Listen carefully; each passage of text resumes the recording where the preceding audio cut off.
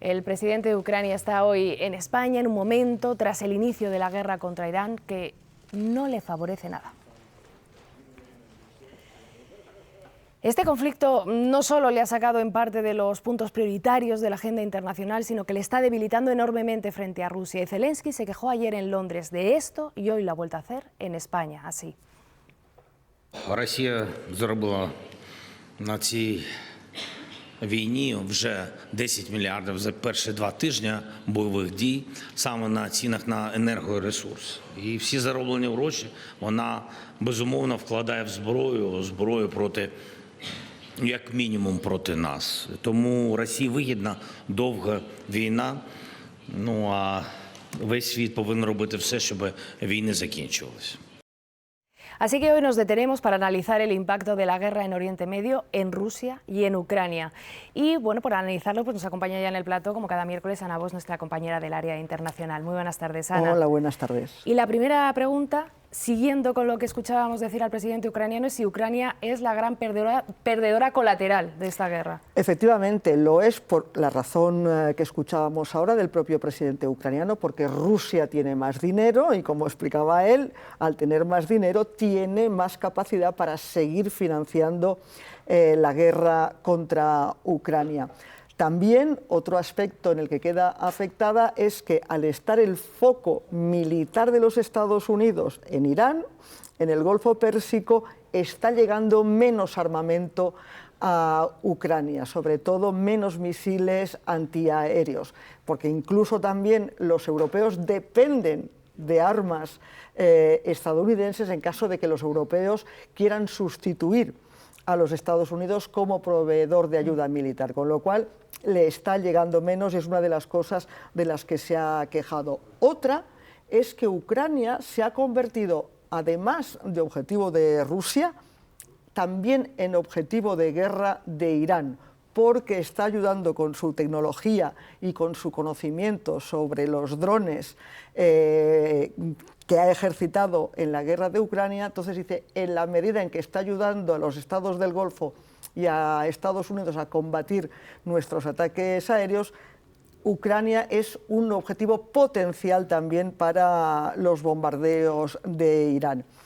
Y luego otra cuestión que explica en parte por qué estaba hoy en España, mañana estará Zelensky en Bruselas, ayer estuvo en Londres, y es que Ucrania ha quedado en segundo plano en la escena internacional como preocupación diplomática y se está encargando Volodymyr Zelensky de que no nos olvidemos de Ucrania. Y por último voy a dar un titular de la prensa rusa de ayer, del diario Kommersant, y ese titular era así de claro: Ucrania pierde la guerra en Irán. Déjame que lo veamos porque justo lo hemos preparado, esto que comenta Ana, de lo que está diciendo con total claridad la prensa rusa. Hemos encontrado este artículo que comentaba Ana Bosch. El titular es el contundente: Ucrania pierde la guerra en Irán. En el desarrollo se argumenta que el enfrentamiento con Irán no hizo sino reforzar el deseo del presidente Trump de distanciarse de Kiev. Así lo leen. Efectivamente, eso venía, como decía ayer en el periódico ruso Kommersant, que en esa marea pro-Kremlin, digamos que es uno de los que mantiene un poco una visión un poco independiente. El viento parece que sopla a favor, por lo tanto, hacia Rusia. Siempre es interesante ver cómo se lee allí. Nuestra corresponsal Lara Prieto ha estado ojeando los periódicos estos días. Así se informa, por si se lo preguntan, de la guerra de Irán en Rusia.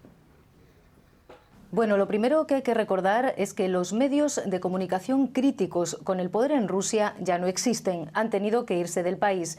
Entre los que siguen trabajando aquí los hay, digamos, más neutros y otros abiertamente pro-Kremlin. Aún así es interesante leerlos porque muchas veces van más allá y dicen lo que en el Kremlin callan para no enfadar a Donald Trump. Por ejemplo, este periódico, Moskovsky Komsomolets, es uno de los más radicales y pinta un escenario complicado para el presidente estadounidense. E incluso llegan a afirmar en este titular: Irán tiene agarrado a Trump por la garganta. También se puede decir que en general los medios ponen el foco, siempre que tienen ocasión, en las desavenencias entre Washington y las principales capitales europeas, y hasta han llegado a pronosticar la muerte de la OTAN por la negativa de varios de los aliados a patrullar el estrecho de Hormuz.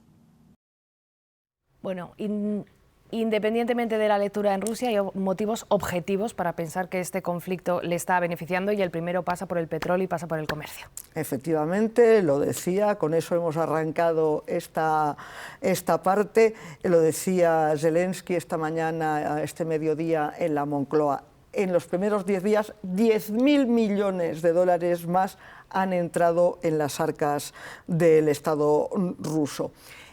Y, claro, es que el petróleo estaba el día 27 de febrero, horas antes de que empezaran Israel y los Estados Unidos a atacar Irán, el barril de Brent cotizaba a 73 euros. Hoy, antes de bajarme aquí al estudio, estaba a 109. Es decir, esa es la ganancia que tiene desde el 28 de febrero, que el petróleo ha pasado de $73 el barril a en torno a 100, a veces por debajo, a veces por arriba. Con lo cual eso es muchísimo dinero que además le llega a Rusia en el momento oportuno, porque era justo cuando empezaban a notarse de verdad la crisis económica, empezaba a tener problemas serios económicos, y eso de repente es un balón de oxígeno que le llega.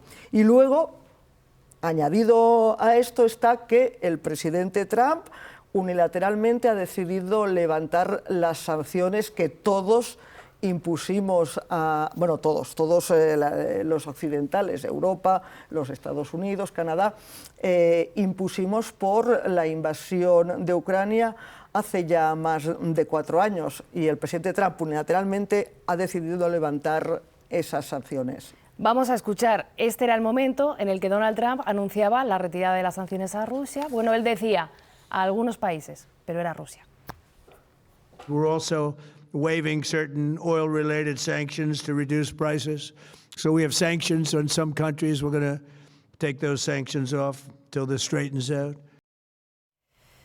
¿Qué argumentos da Trump para levantar las sanciones? Claro, como cada vez que hay un conflicto en Oriente Próximo, comentábamos también ahora que se complican todavía más las cosas en el estrecho de Hormuz por esa explosión, ese bombardeo a unas reservas de gas. Cada vez que hay una guerra, algún tipo de conflicto en Oriente Próximo, inmediatamente, como decíamos antes, se traslada al precio del petróleo y del gas, y eso repercute, lo sabemos perfectamente, repercute en el coste de la vida, porque repercute en casi todo.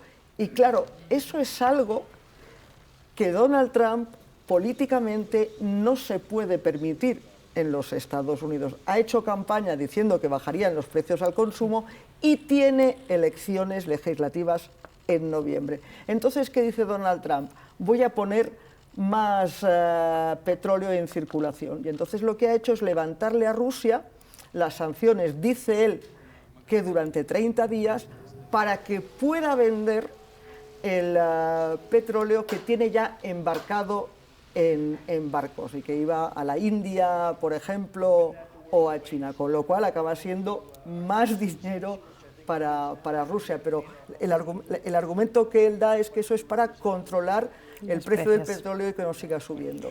Estos los argumentos de Trump, pero vamos con lo tangible, los efectos. Algunos ya los hemos puesto encima de la mesa. El levantamiento temporal de las sanciones al petróleo ruso supone un respiro para Moscú. Y vamos a ver, por lo tanto, cómo la guerra en Oriente Medio pues, ha acabado beneficiando a Rusia, y para ello, con todos los datos, pues, nos acompaña ya Laura Gómez. Sí, bueno, antes de nada tenemos que saber, como decíais, que Rusia depende en gran medida de los ingresos energéticos para financiar su guerra en Ucrania, y y que justo antes de que Estados Unidos e Israel comenzaran a atacar a Irán, Moscú estaba empezando a tener dificultades para vender su petróleo, entre otras razones precisamente por las sanciones de Washington. Los ingresos del petróleo y el gas ruso, que representan una quinta parte de los ingresos totales de Rusia, registraron su nivel más bajo en 5 años. En 2025, la venta de petróleo y gas generó cerca de 8.500 millones de rublos, lo que supone un 24% menos que en 2024 y el nivel más bajo desde 2020. Pero en las 2 semanas desde el inicio de la guerra en Oriente Medio, según los datos disponibles, Rusia habría ganado 6.000 millones de euros más gracias a las exportaciones de combustibles fósiles, es decir, del carbón, del gas y del petróleo. Precisamente la mayoría de ese beneficio, unos 625 millones de euros, proviene de la exportación de petróleo. ¿Y a quién vende Rusia ese petróleo? Bueno, pues los principales receptores del petróleo ruso, que antes de la guerra en Ucrania se destinaba a la Unión Europea, son China, India y Turquía. Pero ahora muchos países del este de Asia que dependen del petróleo y el gas que procede de Oriente Medio y que les llega a través del estrecho de Hormuz, están pensando en la posibilidad de comprar crudo ruso tras la decisión de Washington de levantar las sanciones. Algunos de estos países son Japón, Tailandia y Filipinas.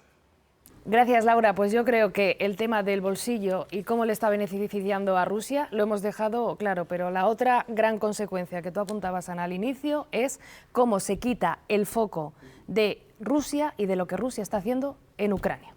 Efectivamente, porque, por ejemplo, esta semana estaban previstas otra ronda de negociaciones sobre cómo poner fin, cómo terminar con la guerra y la invasión de Ucrania. Tenían que tener lugar esas reuniones en Turquía y se han anulado, se han pospuesto.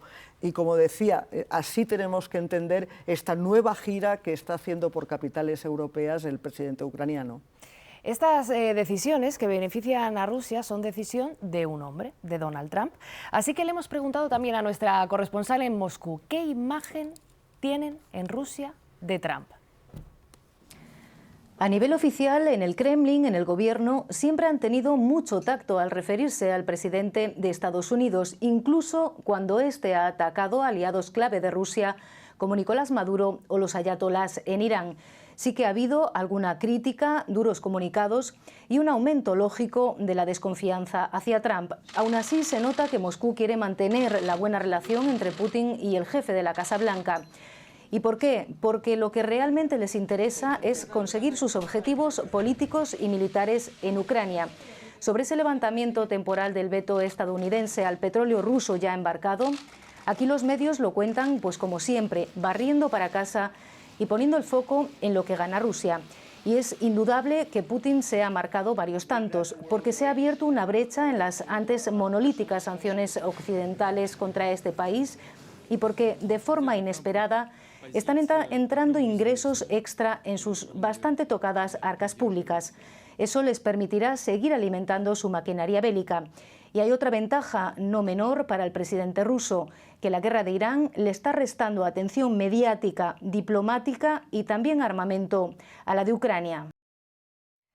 Bueno, un poco lo que comentábamos, es verdad que en la prensa rusa, podemos decir, le meten un poco de caña a Trump, pero es verdad que tienen el mejor aliado que han tenido en mucho tiempo en la Casa Blanca. Efectivamente, o sea, yo que de vez en cuando me leo un poco la prensa rusa, nunca había visto que trataran tan bien, incluso elogiaran tanto a un presidente de los Estados Unidos, que desde la época soviética es la antítesis, ¿no? Es el gran adversario. En cambio, les gusta Trump. ¿Por qué les gusta? Una, porque es una personalidad fuerte, es la versión de Putin. Y además diríamos que Trump no lo disimula mucho, es la versión de Putin en los Estados Unidos. Les gusta porque divide y ridiculiza a la Unión Europea, que esto es algo que persigue el Kremlin de Vladimir Putin. Les gusta porque con su concepción de la escena internacional, en la que dice que desprecia que se salta, y lo hace, el derecho internacional, sintoniza con Rusia. Establece el gobierno de Trump que lo que vale es la ley del más fuerte, que si tengo la fuerza la uso y me da igual el derecho internacional. Es exactamente lo que hace la Rusia de Putin. Y esta idea de dividir el mundo en tres imperios fundamentalmente: China, Estados Unidos y también Rusia. Imperios con derecho a decidir en su zona. Y evidentemente esto está en sintonía con lo que pretende Vladimir Putin. Entonces, el retrato que hace la prensa día a día de Trump es alguna crítica, pero normalmente es si es que tiene razón, y además deja en evidencia a estos europeos, porque además, y por terminar, sintoniza también con unos valores morales muy tradicionales: el nacionalismo,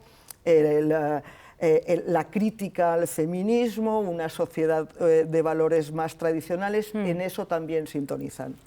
Claro, es que hablando de diplomacia o de no, donde no se aplica, pero la retirada de las sanciones de Estados Unidos a Rusia es, podríamos decir, una bofetada a las políticas que la Unión Europea sigue tratando de mantener. De nuevo, Bruselas difiere de Estados Unidos ahora por Oriente Medio. La guerra con Irán ha distanciado aún más a la Unión Europea de Estados Unidos, y la decisión de Washington de levantar parcialmente las sanciones a Rusia no ha sentado nada bien aquí en Bruselas. La Unión Europea, con la excepción de Hungría, está convencida de que hay que mantener la presión sobre Moscú. La estrategia de las sanciones funciona, dicen, y lamentan que el Kremlin se esté beneficiando del conflicto con Irán. Un conflicto al que los países de la Unión Europea no quieren verse arrastrados, no se quieren sumar a pesar de las peticiones o reproches del presidente de Estados Unidos. Esta no es nuestra guerra, dicen cada vez más dirigentes, no la hemos empezado nosotros y no se consultó con Europa, repiten altos funcionarios aquí.